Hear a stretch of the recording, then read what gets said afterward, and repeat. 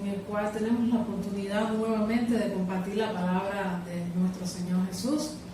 En esta ocasión estaremos compartiendo la segunda parte de esta serie titulada Vida Cristiana, basada en la epístola de Santiago.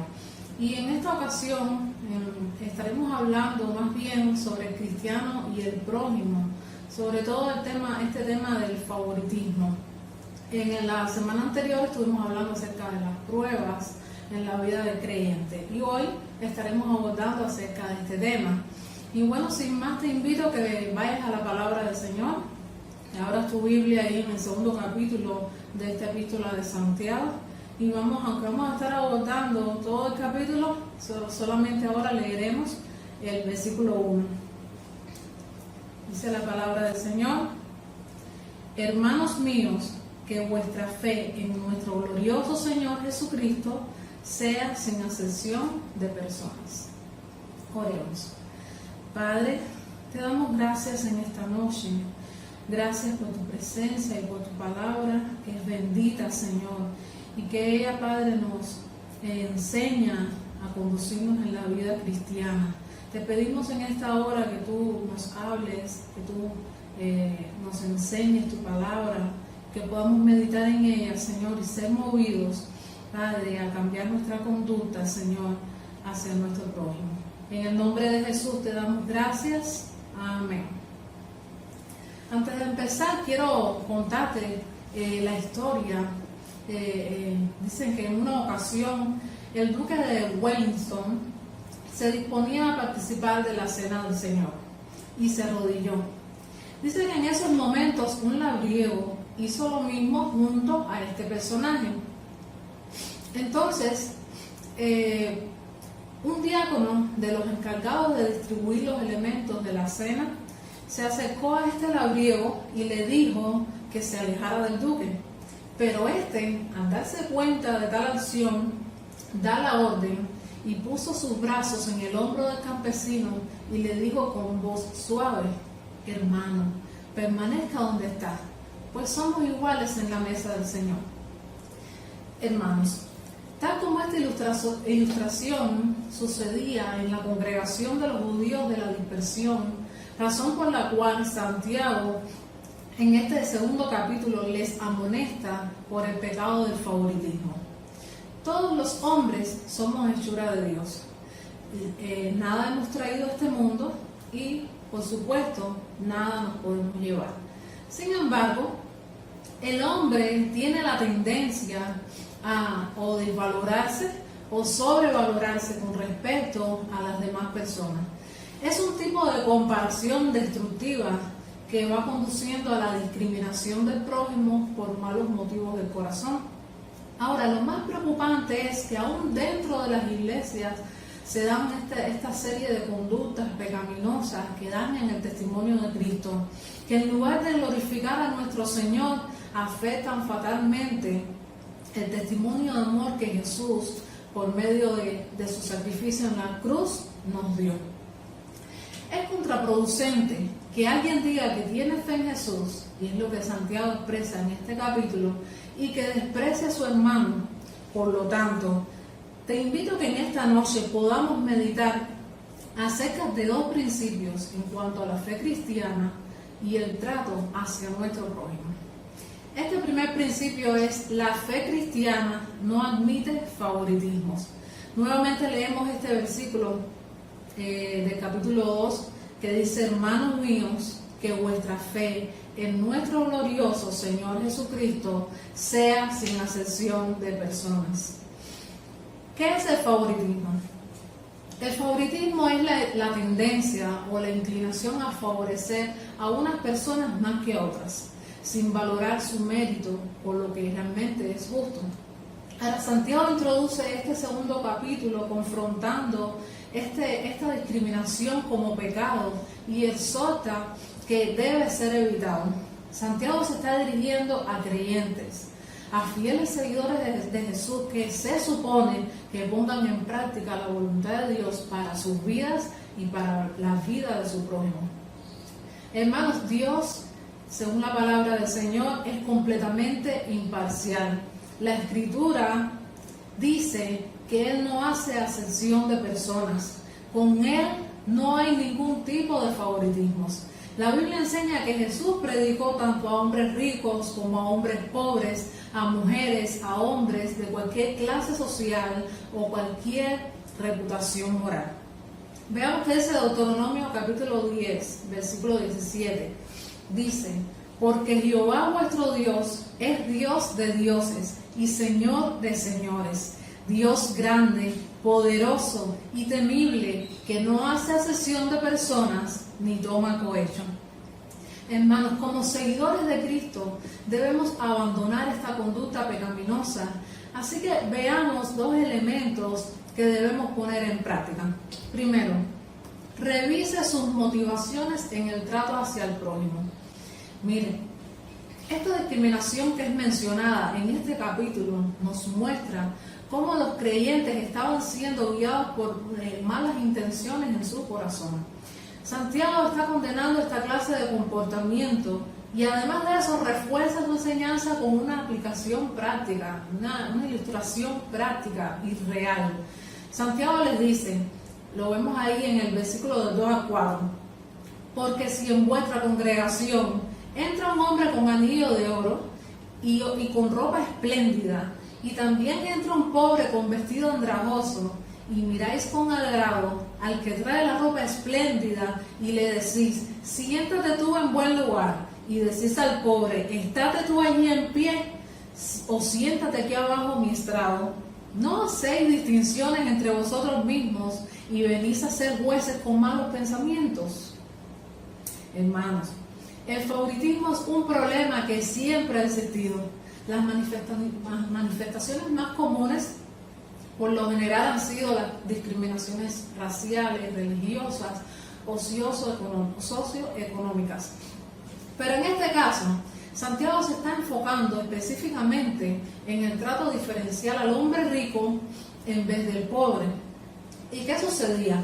En la sinagoga, los escribas y los fariseos ocupaban los asientos más importantes, mientras que los pobres debían quedarse de pie o sentarse en el suelo. El trato con las personas ricas de alguna manera les beneficiaba. En cambio, al pobre no parecía ofrecer alguna posibilidad de beneficio palpable. Santiago les hace una pregunta retórica. ¿No habéis discriminado entre vosotros mismos? Los cristianos habían dejado de contemplar a Jesús para contemplar las riquezas de este mundo, dándole más importancia y respeto a los ricos y despreciando a los pobres. Hermanos, el favoritismo es motivado por un mal deseo de tomar ventaja de otra persona, y cuando esto ocurre te conviertes en un transgresor de la ley.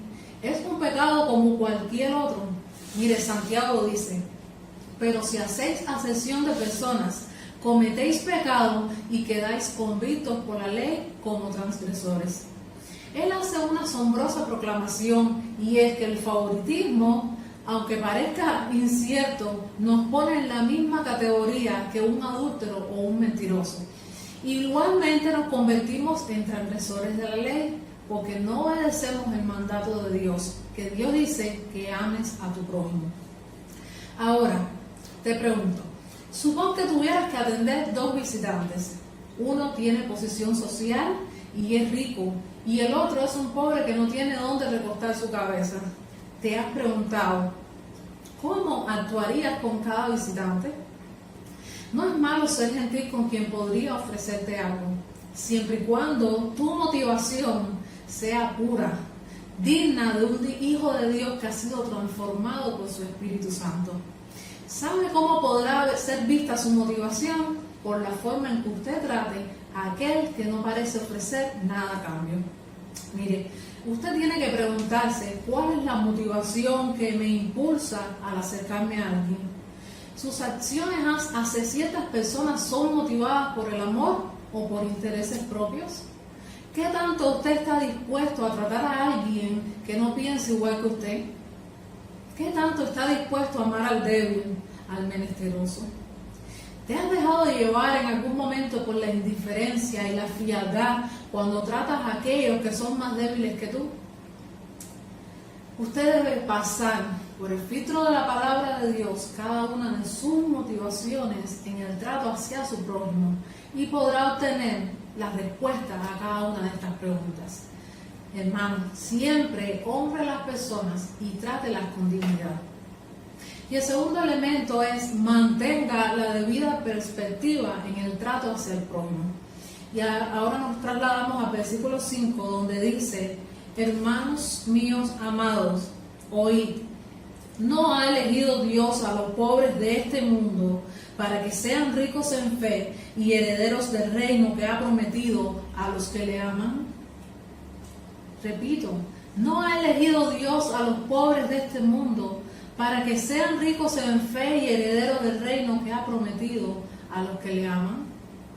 Mire, Santiago ahora les advierte que el favoritismo pueda conducir a incluso inclinar el corazón en el trato preferencial a personas que ni siquiera son piadosas.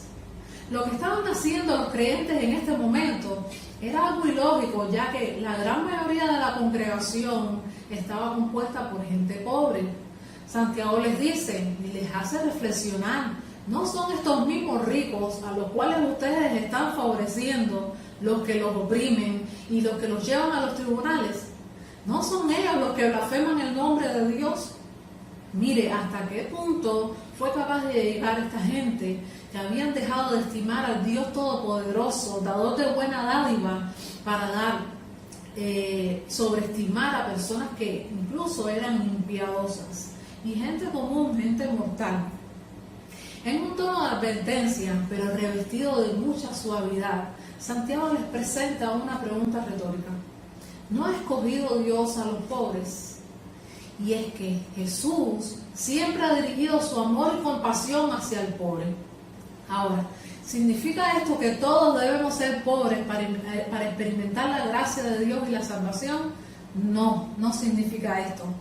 Además, la pobreza o la riqueza no son las que determinan si una persona es buena o si una persona es mala, si una persona es pecadora o no. Dios, por su gracia y soberanía, ha elegido derramar su gracia sobre todas las personas. Entonces, ¿quiénes son los que heredarán el reino?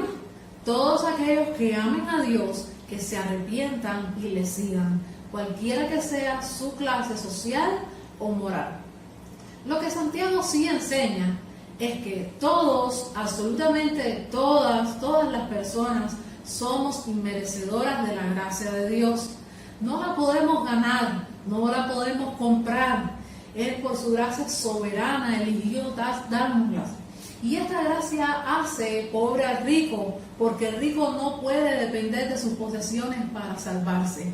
Y hace rico al pobre, porque éste hereda todas las riquezas de la gracia en Cristo.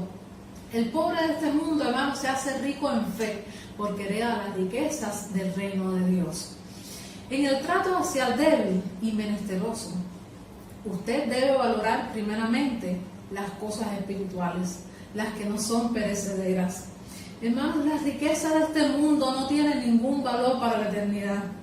Debe entender que ricos o pobres, todas las personas somos creadas a imagen y semejanza de nuestro Dios. Nada somos y absolutamente nada tendríamos si no fuera por la misericordia de nuestro Dios. No vea a la gente en función de lo que puedas obtener de ella, sino vea a las personas como Dios las ve. ¿Y qué es lo que Dios ve? Dios ve un hijo, Dios ve un amado, Dios ve un sacerdote, un rey, un coheredero de su reino, un alma especial ante sus ojos. Cristo, en su sacrificio en la cruz, rompió toda barrera de distinción entre los hombres. Si hay algo de esta barrera en ti aún, si has despreciado a alguno de tus hermanos, hoy necesitas confesar tu pecado al Señor y corregir esa conducta ahora. Hermanos, ¿qué sucederá? Que la gracia de Dios inundará tu vida y el perdón de Dios fluirá. Amén. Y pasamos al segundo principio, que dice que la fe cristiana muestra compasión al prójimo. Y vamos ahora al versículo 8 de este mismo capítulo. Dice: si en verdad cumplís la ley real conforme a la Escritura, amarás a tu prójimo como a ti mismo, bien hacéis. Jesús resume toda una serie de mandamientos hacia el prójimo, incluyendo desechar el favoritismo en uno solo, y amarás a tu prójimo como a ti mismo. Y Santiago lo que hace es afirmar este principio de la ley de Dios que Jesús refirió cuando fue cuestionado en Mateo 22:36 por un maestro experto de la ley. Este le preguntó a Jesús: ¿cuál es el más grande mandamiento?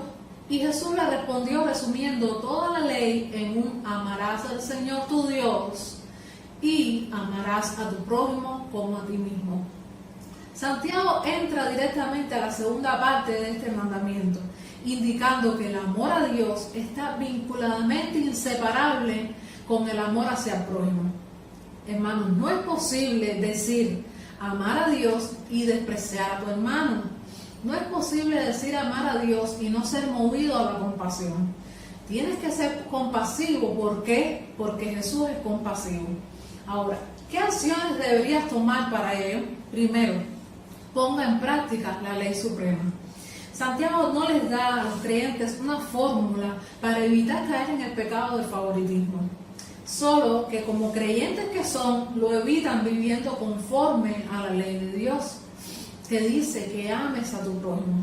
Lógicamente, este amor no es un sentimiento bonito como comúnmente vemos en las telenovelas, en las series en la TV.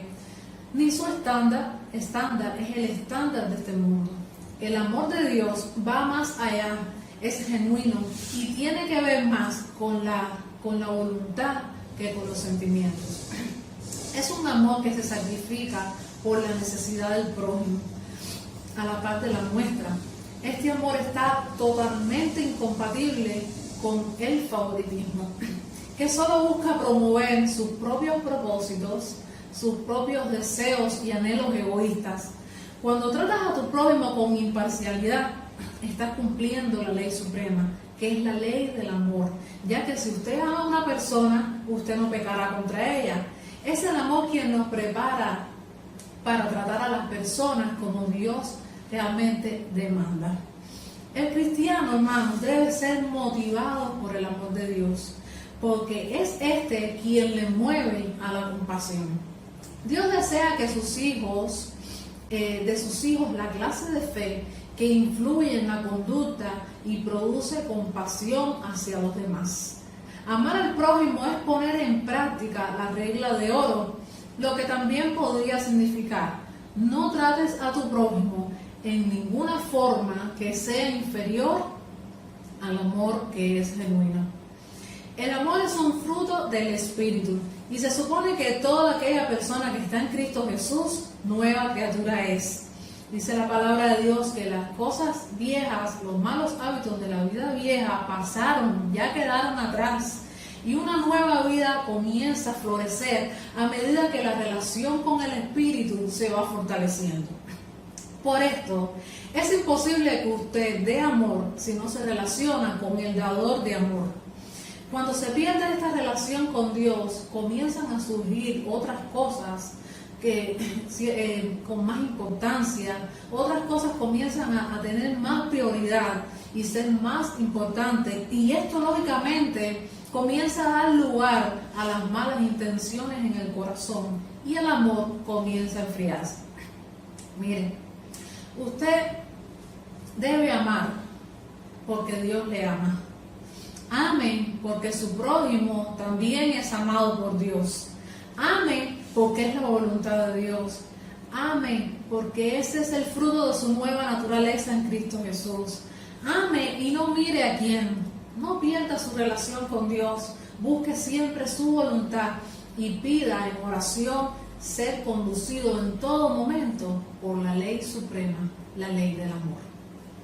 Y la segunda acción dice: demuestra la misericordia con acciones concretas. Y vamos a pasar al versículo del 14 al 17. Leemos: Hermanos míos, ¿de qué aprovechará si alguno dice que tiene fe y no tiene obras? ¿Podrá la fe salvarle? Y si un hermano o una hermana están desnudos y tienen necesidad del mantenimiento de cada día, y alguno de vosotros les dice, id en paz, calentados y saciados, pero no les dais las cosas que son necesarias para el cuerpo, ¿de qué aprovechan?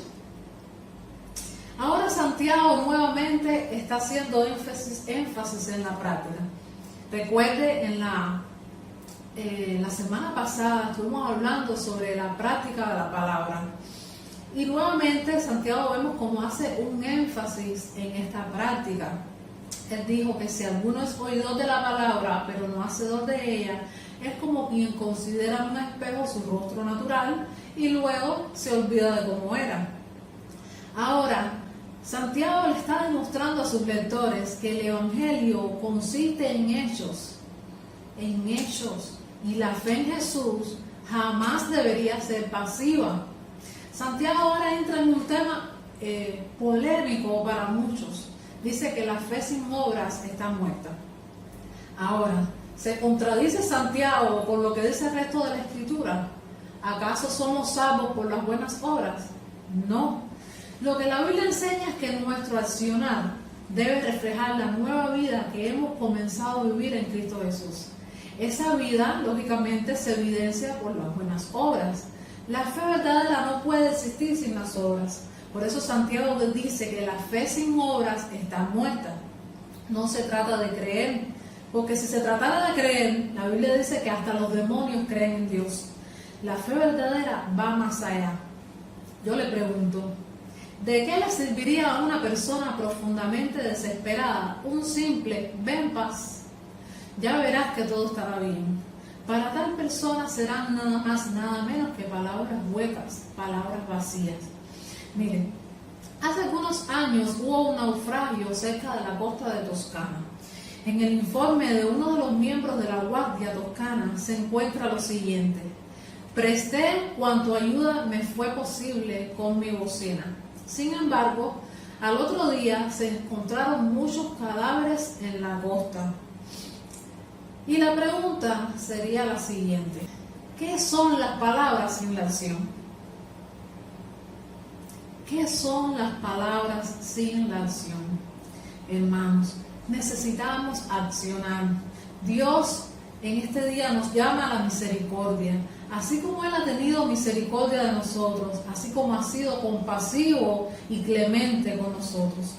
Mire, obre de acuerdo a la fe en Cristo Jesús.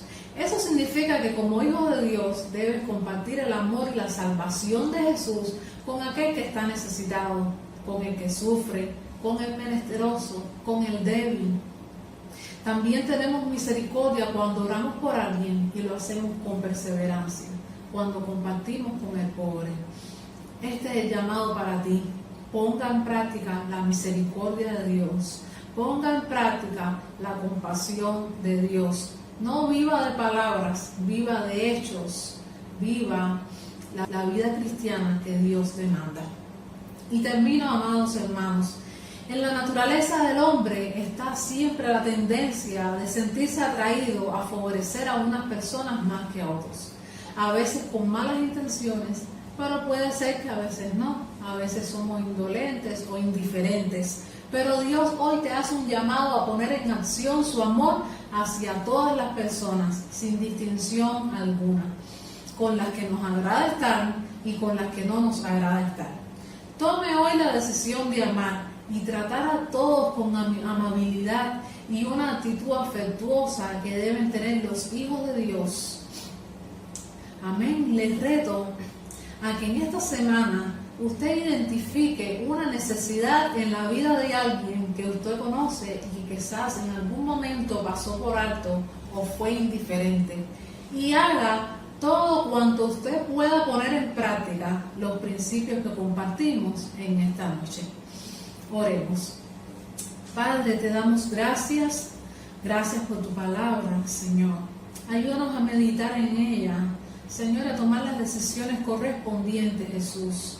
Padre, decisiones que te agraden, Señor, en el nombre de Jesús.